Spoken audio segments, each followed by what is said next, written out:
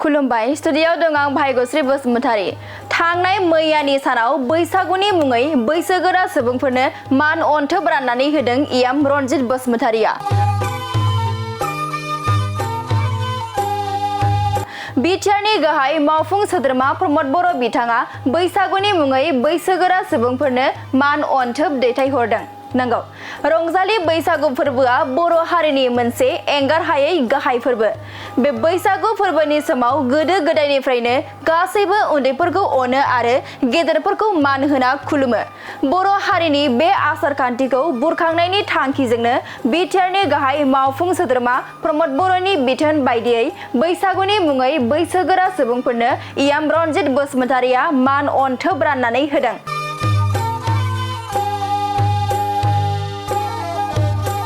बे मान अनथोब राननानै होनाय हाबाफारियाव बिटिआरनि इयाम रनजित बसुमतारीजों लोगोसे 14 नं चिरां दुवार इउपिपिएलनि आफादगिरि बिरदाव मुसाहारि आरो गोबां दैदेनगिरिफोरा नुजाथिनानै गासै सा 200 बैसोगोरा सुबुंफोरनो मान अनथोब गथायनानै होदों। प्रमद बर' बिथांनि दैदेननायाव आरो बिथांनि बिथोन बायदियै जोंनि इउपिपिएल दोलोआ आरो बिटिआर सरकारा जारिमिना मोनदांस' हायै समनिफ्रायनो जोंनि बर' हारिनि जा आसार खान्थि दङ, गेदेरखौ बैसागो बोथोरनि मान बावनाय आरो उन्दैफोरखौ आशीर्बाद होनाय, बे हाबाफारिखौ बुरखांनायनि थांखिजों जोङो दिनै मोनफ्रोमबो 40टा समस्तियाव बियाबाव ब्लक, जिल्ला आरो सेन्ट्रेलनि आरो जायफोर जोंना इलेक्टेड मेम्बारफोर दङ, साफ्रोमबो ज' जाजाय ओंखारनानै जोंनि बैसोगोरा बिमा बिफा, बिबथै बियादै बिमानै, आमाय आनै बिथांमोनखौ मान बावनायनि थाखाय जोङो दिनै हाबाफारि लादों। आरो जोंनि समस्तियावबो 14 नं चिरां बियाबावबो जोङो जिल्लानि गाहाय नेहाथारि, ब्लकनि आफादगिरि आरो साफ्रोमबो जोंनि ब्लक, जिल्लानि दैदेनगिरिफ्रा ज' लोगो नांनानै दिनै बे हाबाफारिखौ जोङो मावजेनबाय।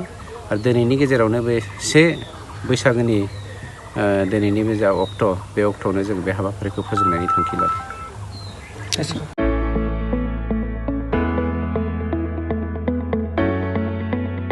मोनसे गोजोनथाव खौरां। बर' सावथुन नायनो मोजां मोनग्रा रायजो राजाफोरनि थाखाय मोनसे गोजोनथाव खौरां। खम बेसेननि गेजेरजोंनो नोंथाङा नायनो हागोन बर'नि गासै गोजाम गोदान सावथुनफोरखौ। बर' सावथुन नायनो थाखाय ओंखारदों मोनसे आंगो स्ट्रिम एप। बे आंगो स्ट्रिम एपखौ नोंथाङा नोंथांनि मबाइलाव डाउनल'ड खालामनानै खम बेसेनावनो बर'नि गोजाम गोदान गासै सावथुनफोरखौनो नायनो हागोन। लोगोसे फैबाय थानाय समावबो बड' वेब सिरिज, डकुमेन्ट्रिज बायदिफोरखौबो नोंथाङा बे आंगो स्ट्रिम एपनि गेजेरजोंनो नुनो मोनगोन।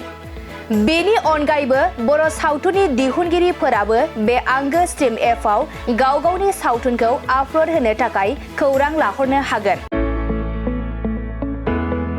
आरो जाय बिथांमोननि सावथुनफोरा इउटुबाव पाब्लिश जायाखै, बिथांमोनाबो बे एपआव आपल'ड होनो थाखाय खौरां लाहरनो हागोन।